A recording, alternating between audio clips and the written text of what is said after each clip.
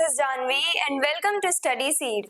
आज हम class 10th geography chapter 1 start करेंगे, that is resources and development. इस चैप्टर में हम क्या सब पढ़ने वाले हैं उसका एक ओवरव्यू आज की वीडियो में देखेंगे। यानी आज की वीडियो हमारे इस चैप्टर की इंट्रोडक्टरी वीडियो होने वाली है। हम इंट्रोडक्शन देखेंगे कि इस पूरे चैप्टर में हम पढ़ने क्या वाले हैं, मेन पॉइंट्स डिस्कस करेंगे आज के वीडियो में। Everything available in our environment which can be used to satisfy human needs and is technologically accessible, economically feasible and culturally acceptable is called a resource।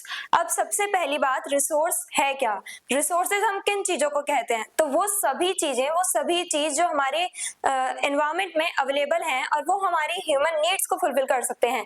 यानी हमारी जो नीड्स हैं, हमारी जो जरूरतें हैं, उन सब जरूरतों को जो भी चीजें पूरी कर सकती हैं वो रिसोर्सेज होते हैं। लेकिन तीन मेन क्राइटेरिया भी होते हैं। पहली बात, वो सब चीजें टेक्नोलॉजिकली एक्सेसिबल होनी चाहिए। यानी हमारे पास जो टेक्नोलॉजी है, जिस लेवल की हम टेक्नोलॉजी का यूज कर रहे हैं, हमारे पास वो मशीन्स होनी चाहिए कि हम उन रिसोर्सेज को एक्सट्रैक्ट कर सकें। तो टेक्नोलॉजिकली एक्सेसिबल यानी कि हम रिसोर्सेज को एक्सट्रैक्ट कर सकें अपने पास अवेलेबल टेक्नोलॉजी की मदद से, तो वो हो जाएगा टेक्नोलॉजिकली एक्सेसिबल। इकोनॉमिकली फीजिबल यानी ऐसा ना हो कि हम लॉस में चले जाएं। फॉर एग्जांपल, जब भी हम ओर्स निकालते हैं, मिनरल्स निकालते हैं, तो माइंस में से जब भी हम लोग जो भी ओर्स वगैरह निकाल रहे हैं, जो भी रिसोर्सेज निकाल रहे हैं, फॉर एग्जांपल मान लो हम आयरन ओर निकाल रहे हैं, हमने काफी ज्यादा वर्कर्स को एम्प्लॉय किया, वर्कर्स की हम सैलरी दे रहे हैं, जितना भी काम चल रहा है उसके लिए, मशीन्स वगैरह के लिए हम लोग पे कर रहे हैं, हमने काफी ज्यादा अमाउंट खर्च किया है उस ओर को निकलवाने में, उस ओर को एक्सट्रैक्ट करने में हमने काफी ज्यादा अमाउंट अपना पे किया है। फॉर एग्जांपल मान लेते हैं 1 लाख रुपीस हमने दे करके टेक्नोलॉजी वगैरह यानी मशीन्स वगैरह खरीदने में, वर्कर्स को एम्प्लॉय करने में मान लो हम लोगों का खर्चा आया 1 लाख रुपए का। लेकिन अब जब हमारे पास ओर्स आ रहे हैं, हो सकता है या तो वो अच्छी क्वालिटी के ना हो, वो मिनरल्स अच्छी क्वालिटी के ना हो, या फिर हमें बहुत कम अमाउंट में मिल रहे हैं।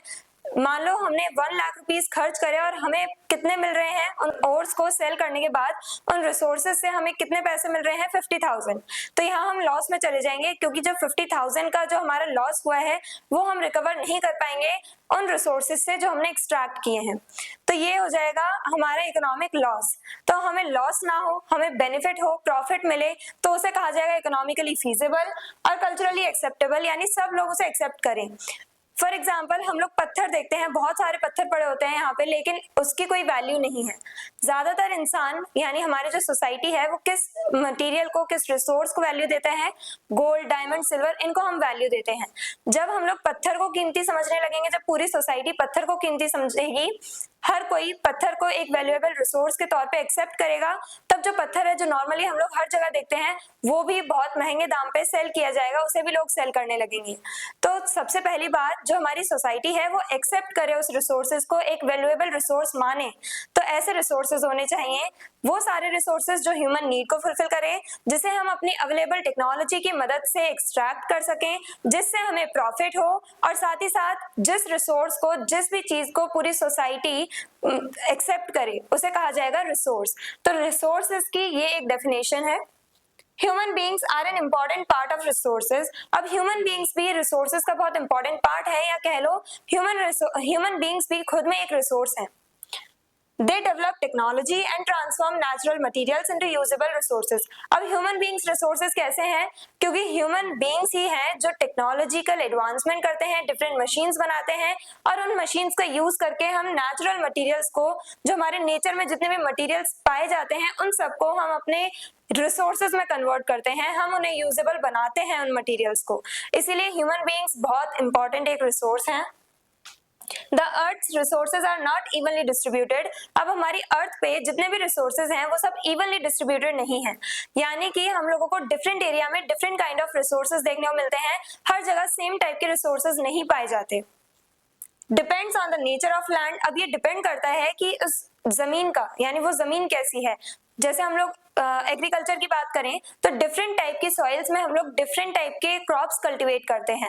तो इसी की तरह डिफरेंट टाइप के लैंड में, लैंड किस टाइप का है, लैंड का नेचर कैसा है, लैंड किस टाइप का है, उस पर डिपेंड करता है कि वहां पे किस टाइप के रिसोर्सेज पाए जाएंगे।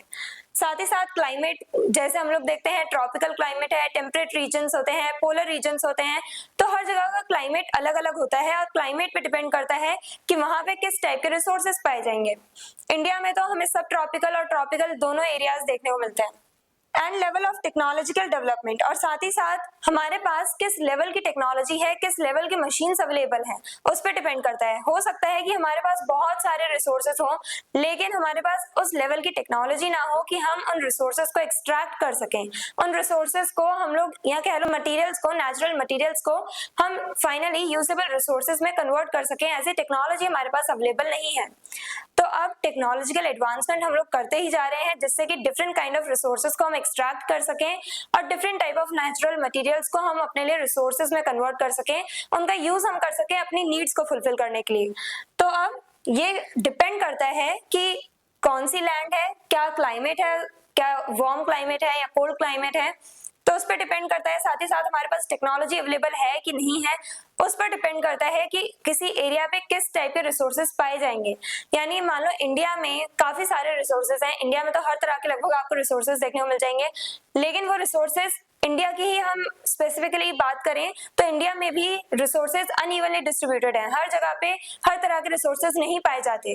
फॉर एग्जांपल इंडिया में जो कोलार गोल्ड फील्ड्स है, केजीएफ जो रीजन है कर्नाटक में, वहां पे हमें सबसे ज्यादा गोल्ड देखने को मिलता है, वहां से सबसे ज्यादा गोल्ड हम एक्सट्रैक्ट करते हैं वहां की माइन से, जबकि इंडिया में दूसरे ऐसे कोई रीजन नहीं है जो केजीएफ जो कोलार गोल्ड फील्ड्स हैं उसके कंपैरिजन में और ज्यादा गोल्ड बना सके। ज्यादा गोल्ड हमें केजीएफ जो रीजन है कर्नाटक का वहीं पे देखने को मिलता है।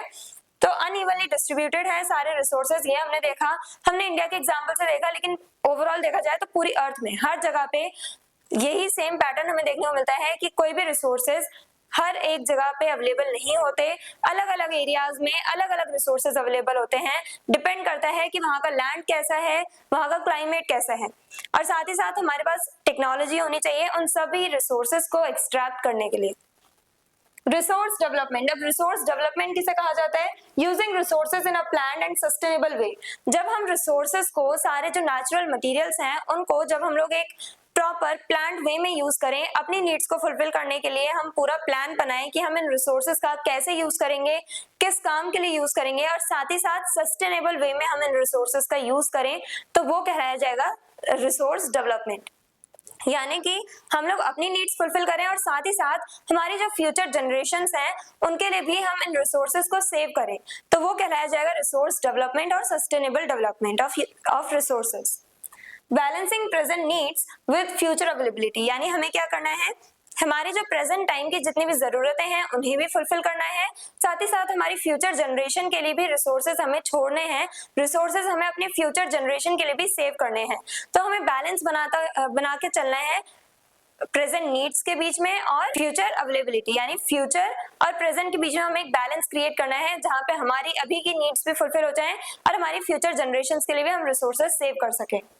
Over exploitation of resources leads to environmental problems like, अब हमें ये पता है कि हमें सस्टेनेबल वे में डेवलपमेंट करना है अपना, हमें सस्टेनेबल वे में यूज करना है रिसोर्सेज का, लेकिन तब भी काफी ऐसे ह्यूमन बीइंग्स हैं जो ओवर एक्सप्लॉइट करते जा रहे हैं रिसोर्सेज को। हम लोग ओवर यूज कर रहे हैं, गलत तरह से यूज कर रहे हैं, जितने रिसोर्सेज की हमें जरूरत है उससे कहीं ज्यादा रिसोर्सेज का हम यूज कर रहे हैं। इन शॉर्ट हम रिसोर्सेज को वेस्ट कर रहे हैं। तो ये जो हम ओवर एक्सप्लॉयटेशन कर रहे हैं रिसोर्सेज का, उसकी वजह से काफी ज्यादा हमें एनवायरमेंटल प्रॉब्लम्स भी देखने को मिलती हैं, जैसे लैंड डिग्रेडेशन। हमारा लैंड भी एक इंपॉर्टेंट रिसोर्स है, नेचुरल रिसोर्स है लैंड भी। अब ये जो जमीन है उसे भी हम खराब करते जा रहे हैं, इतने फर्टिलाइजर्स का यूज करना, पेस्टिसाइड्स का यूज करना, तो जो लैंड है वो अपनी फर्टिलिटी खोती जा रही है, तो लैंड डिग्रेड हो रहा है हमारा। साथ ही साथ डिफॉरेस्टेशन, जब हम लोग डिफॉरेस्टेशन करते हैं यानी पेड़ हम लोग काटते हैं, जंगल साफ कर रहे हैं अपनी इंडस्ट्री सेटअप करने के लिए, तो इसकी वजह से जो लैंड है उसे जो पेड़ की जड़ें होती हैं वो जमीन को, जो सॉइल है उसको पकड़ के रखती हैं, इसकी वजह से लैंडस्लाइड होने के चांसेस कम हो जाते हैं। लेकिन अब जब हम उन पेड़ों को ही जड़ से निकाल रहे हैं तो वहां की जो सॉइल होती है वो एकदम लूज हो जाती है, जिस वजह से लैंडस्लाइड के चांसेस बढ़ जाते हैं और सॉइल इरोजन के भी चांसेस बढ़ जाते हैं। पॉल्यूशन होता है, अब इंडस्ट्री सेटअप कर रहे हैं हम, एयर भी जो हमारा रिसोर्स है, एयर भी हमारी एक इंपॉर्टेंट रिसोर्स है, उसे भी हम पॉल्यूट कर रहे हैं। एयर पॉल्यूशन हमें देखने को मिलता है, एयर पॉल्यूशन यानी वाटर पॉल्यूशन भी हमें देखने को मिलता है। वाटर भी हमारे रिसोर्स है, लैंड, वाटर, एयर, ये सब हमारे रिसोर्सेज हैं, हमारी लाइफ के लिए बहुत ज्यादा इंपॉर्टेंट है। तो ये रिसोर्सेज जो है इन्हें हम पॉल्यूट कर रहे हैं, खराब करते जा रहे हैं। ग्लोबल वार्मिंग बढ़ रही है, यानी अब हमारा जो क्लाइमेट है वो वार्म होता जा रहा है। अर्थ जो है वो एकदम वार्म होती जा रही है पहले के कंपैरिजन में। तो ग्लोबल वार्मिंग हमें देखने को मिल रही है, जो किसकी वजह से हो रही है? अगेन इन इंडस्ट्रीज की वजह से, पॉल्यूशन की वजह से, हम ह्यूमन बींग्स की वजह से। तो हम लोग एक्सप्लॉयटेशन कर रहे हैं, ओवर एक्सप्लॉयटेशन कर रहे हैं रिसोर्सेज का, जिसकी वजह से काफी सारे प्रॉब्लम्स रेज होती हैं और इसका कहीं ना कहीं असर हम ही लोगों को देखने को मिल रहा है अपनी ही लाइफ पर। Hence, resource conservation and planning are necessary for sustainable development. और इसी की वजह से रिसोर्सेज को कंजर्व करना यानी बचाना, उन्हें एक प्लान्ड वे में यूज करना, सस्टेनेबल वे में यूज करना बहुत ज्यादा जरूरी है। तो हमें रिसोर्सेज को कंजर्व करना है और एक प्रॉपर प्लानिंग के साथ उन रिसोर्सेज का हमें यूज करना है।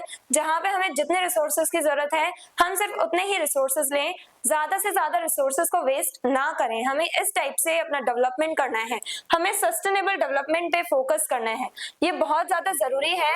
और इसी वजह से हम अपनी नीड्स को फुलफिल करके फ्यूचर जनरेशन के लिए भी हम काफी सारे रिसोर्सेज बचा सकते हैं, प्रिजर्व कर सकते हैं। तो हमें सिर्फ आज के बारे में नहीं सोचना है, अपने फ्यूचर के बारे में भी सोचना है, सो दैट हमारी जो पॉपुलेशन है वो सस्टेन कर सके, ह्यूमन बीइंग्स सस्टेन कर सके, सर्वाइव कर सके इन फ्यूचर। तो ये हमने आज की वीडियो में देखा कि रिसोर्सेज किन्हें कहा जाता है। 3 मेन क्राइटेरिया है, हर एक चीज जो टेक्नोलॉजिकली एक्सेसिबल है, इकोनॉमिकली फीजिबल है और साथ ही साथ जो कल्चरली एक्सेप्टेबल है, जो हमारी नीड्स को फुलफिल करती है, उन सब नेचुरल मटेरियल्स को हम रिसोर्सेज का नाम दे देते हैं। अब ह्यूमन बीइंग्स भी खुद में एक रिसोर्सेज हैं, क्योंकि हम ही हैं जो टेक्नोलॉजी में डेवलपमेंट करते हैं, टेक्नोलॉजिकल एडवांसमेंट करते हैं, डिफरेंट मशीन्स बनाते हैं और इन नेचुरल रिसोर्सेज को हम लोग कन्वर्ट करते हैं अपने यूजेबल रिसोर्सेज में। तो नेचुरल मटेरियल्स को या कह लो रिसोर्सेज को, रिसोर्सेज बनाता कौन है? Human being. तो इसलिए ह्यूमन बीइंग खुद में एक बहुत इंपॉर्टेंट रिसोर्सेज हैं और रिसोर्सेज को हमें सस्टेनेबल वे में यूज करना है। हमें फ्यूचर जनरेशन के लिए भी काफी सारे रिसोर्सेज को प्रिजर्व करना है, सस्टेनेबल वे में यूज करना है। क्यों? क्योंकि जब हम ओवर एक्सप्लॉइट करते हैं तो हमें ही काफी ज्यादा प्रॉब्लम्स देखने को मिलती हैं। तो हमें इन रिसोर्सेज को वेस्ट नहीं करना है, हमें अपने आपको यानी कि जो ह्यूमन पॉपुलेशन है उसे बचा के रखना है, फ्यूचर में ह्यूमन सस्टेन कर सकें। तो इसके लिए हमें रिसोर्सेज का सस्टेनेबल वे में यूज करना है, ये हमने आज की वीडियो में देखा। I hope everything is clear. और अगर आपको इस चैप्टर के डिटेल नोट्स चाहिए तो हमारी वेबसाइट studyseed.net पर विजिट करें, लिंक डिस्क्रिप्शन बॉक्स में दिया गया है। मिलते हैं नेक्स्ट वीडियो में नेक्स्ट टॉपिक के साथ। Stay curious, stay consistent. Thank you very much.